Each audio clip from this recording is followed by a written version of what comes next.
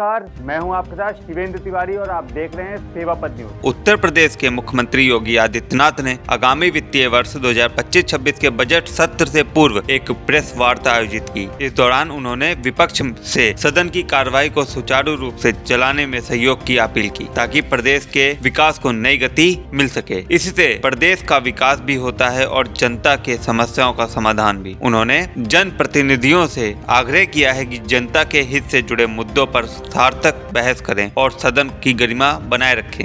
आज से महत्वपूर्ण सत्र बजट सत्र प्रारंभ होने जा रहा है। विधानमंडल की इस कार्रवाई में भाग लेने के लिए आए हुए सभी माननीय सदस्यों का मैं स्वागत करता हूं। वर्ष का जो प्रारंभिक सत्र होता है, यह राज्यों के अंदर महामहिम राज्यपाल जी के अभिभाषण से इस सत्र की शुरुआत होती है। इसके अलावा वर्ष भर के लिए राज्य सरकार का बजट भी इसी सत्र के दौरान पारित होता है।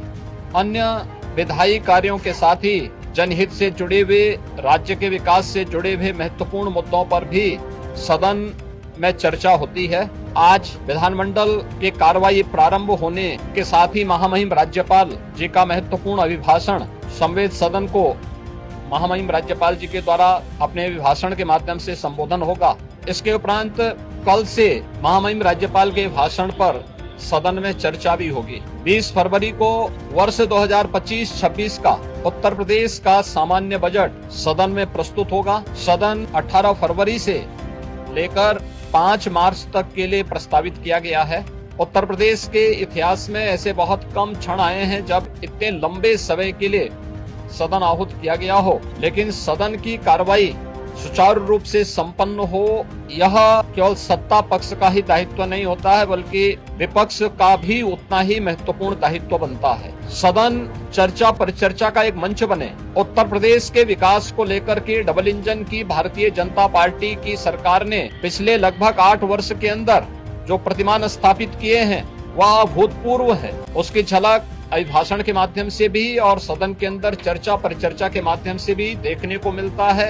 उत्तर प्रदेश के परसेप्शन में आए हुए व्यापक बदलाव देश और दुनिया के द्वारा उत्तर प्रदेश को आकर्षण का केंद्र मानते हुए जो वर्तमान में स्थितियां दिखती हैं, स्वाभाविक रूप से हताश और निराश विपक्ष इन मुद्दों पे चर्चा करने से भागने का प्रयास करता है। सदन की कार्रवाई में बाधा पैदा करने का प्रयास करता है। विपक्ष अगर सार्थक चर्चा को आगे बढ़ाने में मदद करेगी तो मेरा अनुमान है कि यह एक बहुत अच्छा सत्र बजट सत्र हो सकता है, जिसमें अगले 5 मार्च तक चलने वाली सदन की कार्रवाई को न केवल महामहिम राज्यपाल जी के भाषण पर चर्चा करने और सभी सदस्यों को अपनी बात को रखने का, बल्कि सामान्य बजट और अनुदान मांगों पे भी चर्चा के साथ ही विधायी कार्यों को संपन्न करने के साथ साथ अन्य महत्वपूर्ण मुद्दों पर भी, जनहित से जुड़े हुए महत्वपूर्ण मुद्दों पर भी प्रभावी चर्चा का एक मंच सदन बन सकता है और माननीय सदस्यों को अपनी बात को प्रभावी ढंग से रखने का एक अवसर भी प्राप्त होगा। हम उम्मीद करते हैं कि हार की हताशा से परेशान विपक्ष अपनी इस खुन्नस को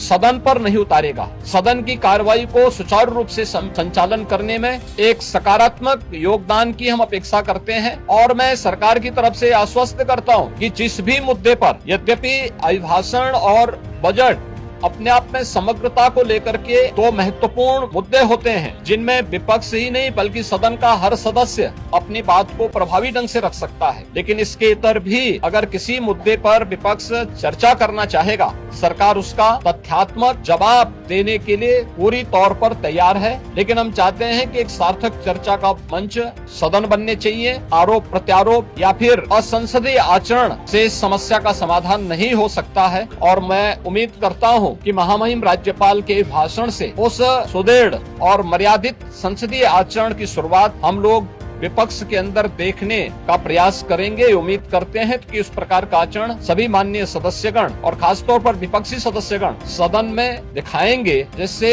लोकतांत्रिक मूल्यों के प्रति आम जन की आस्था को और सुदृढ़ करने में मदद मिलेगी। मैं एक बार फिर से बजट सत्र के शुभारंभ के अवसर पर आज उत्तर प्रदेश विधानमंडल की जो कार्रवाई प्रारंभ होने जा रही है कुछ ही देर में, इसमें भाग लेने के लिए आए हुए सभी माननीय सदस्यों का हृदय से स्वागत करता हूँ।